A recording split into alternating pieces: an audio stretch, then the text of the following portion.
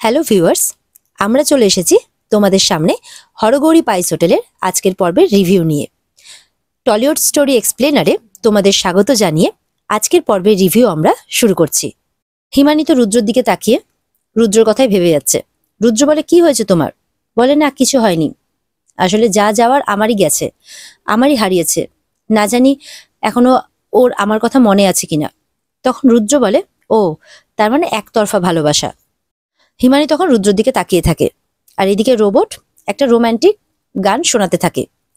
তখন রুদ্র রেগে যায়, বলে, কি ব্যাপার, এই প্রেমের গান কেন শোনাচ্ছে? দেখো, আমি কিন্তু তোমার রুদ্র নই, আমি কিন্তু রকি। তখন আবার রোবট বলতে থাকে, তুমি রুদ্র, তুমি রুদ্র, এরকম ভাবে বলতে থাকে। তখন বলে, কি ব্যাপার, আমাকে কেন রুদ্র বলছে? হিমানি বলে, এই রে, এই বন্ধু মনে হচ্ছে আমাকে আজকে কেস খাওয়াবে। তখন রিমোট দিয়ে রোবটটাকে বন্ধ করার জন্য যায়, কিন্তু কিছুতেই বন্ধ হয় না। রকি ওখান থেকে বিরক্ত হয়ে চলে যায়। এদিকে হিমানি তো বাজার করতে গেছে, তার মধ্যে সে তার সাথে আর্যর সাথেও দেখা করবে আর কি। কিন্তু আর্য হিমানিকে দেখতে পেয়ে যায়। হিমানি আর্যকে দেখতে পায় না, এদিক ওদিক লক্ষ্য করে।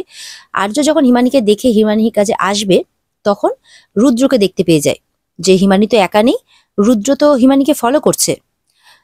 তখন আর্য অন্যদিকে সাইড ঘুরে যায়। হিমানিও আর্যকে দেখতে পেয়ে তার কাছে যাবে কি, সে নিজের মতো আগে কেনাকাটা করতে থাকে যাতে কেউ বুঝতে না পারে। এদিকে রুদ্র ভাবছে, কি ব্যাপার, হিমানি যেতে গিয়েও গেল না কেন? ওদিকে আর্য কিন্তু হিমানির পাশেই দাঁড়িয়ে আছে, কিন্তু অন্যদিকে মুখ করে। আর্য হিমানিকে বলছে, পেছন ঘুরবে না একদম, আমার দিকে একদম তাকাবে না, কারণ তোমাকে কেউ ফলো করছে। তখন তো হিমানি অবাক হয়, আমাকে আবার কে ফলো করবে? এদিক ওদিক তাকাতেই দেখে রুদ্র। তখন বলে, সে কি, রুদ্র আমাকে ফলো করছে, তাও আবার মুখ ঢেকে? তাহলে আমি আর্য স্যারের সাথে কিভাবে কথা বলবো, কিভাবে ওনাকে বিপদের কথাটা জানাবো? আর্য বলছে, তোমার যা বলার ওইভাবে কেনাকাটা করতে করতে বলে ফেলো। এবার হিমানি ঠিক করে, আর্য স্যার ঠিক যেভাবে কথা বলছে হিমানিও ঠিক সেইভাবেই কথা বলবে আর সবটা জানাবে। ওইভাবে বাজারে লোকের সাথে কথা বলতে থাকে যে, দাদা চন্দ্রমুখী আলুর দাম কত? তো তারপরে বাজারের লোক যা দাম বলে আর কি, তখন বলে, এ তো মহা বিপদ হলো, এ তো আমি এমন বিপদ হবে এমনটা তো ভাবিনি, এ তো অনেক দাম বলছেন।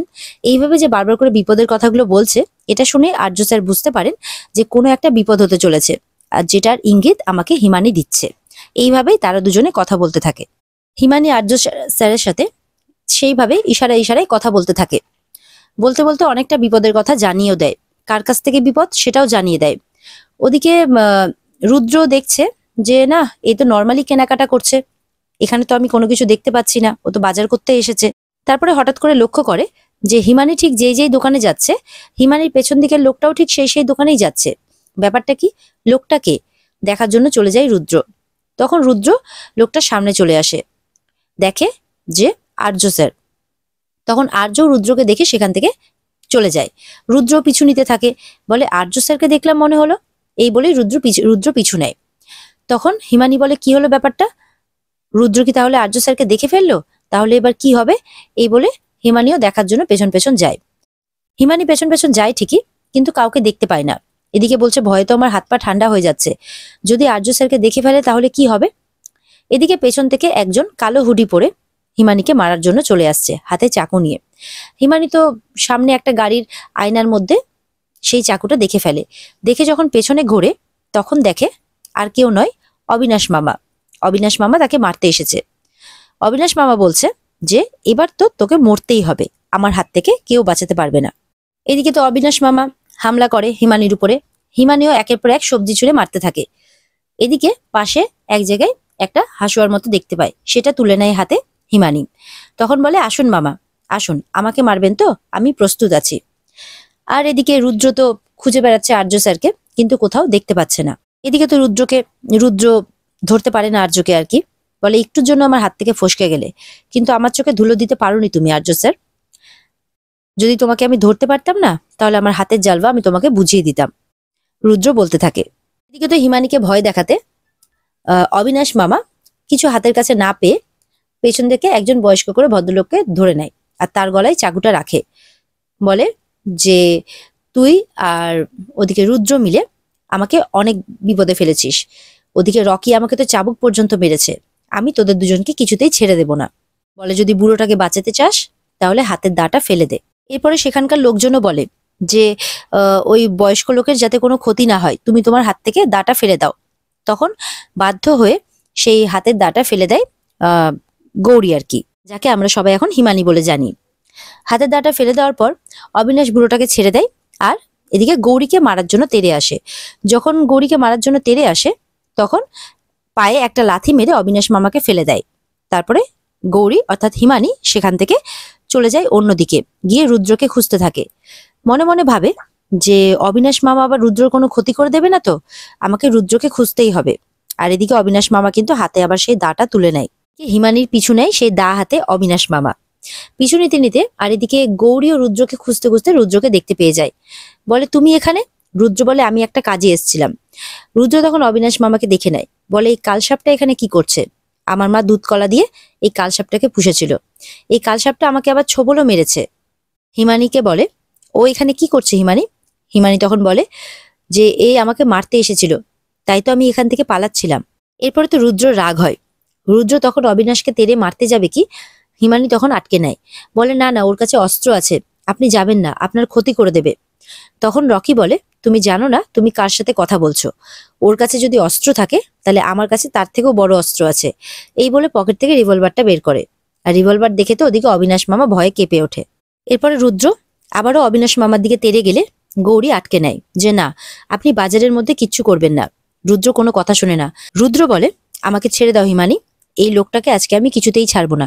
কিন্তু গৌরী কিছুতেই রুদ্রকে যেতে দেয় না, আর এর সুযোগ নেয় অবিনাশ মামা। বলে, এই সুযোগে আমাকে এখান থেকে পালিয়ে যেতে হবে।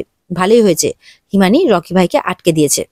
যাওয়ার সময় বলে যায় যে আমার তো না হয় চ্যাপ্টার শেষ, কিন্তু তোমার কিন্তু ভাষার পালা শুরু রকি ভাই, এই মেয়েটার থেকে তুমি সাবধানে থেকো। এই বলে অবিনাশ সেখান থেকে পালিয়ে যায়। রুদ্র বলে, শুধুমাত্র তোমার জন্য আমি এই লোকটাকে আজকে ধরতে পারলাম না, না হলে এই লোকটাকে আজকে আমি শেষ করে দিতাম। হিমানি বলে, না স্যার, আপনি বাজারের মধ্যে কিচ্ছু করবেন না।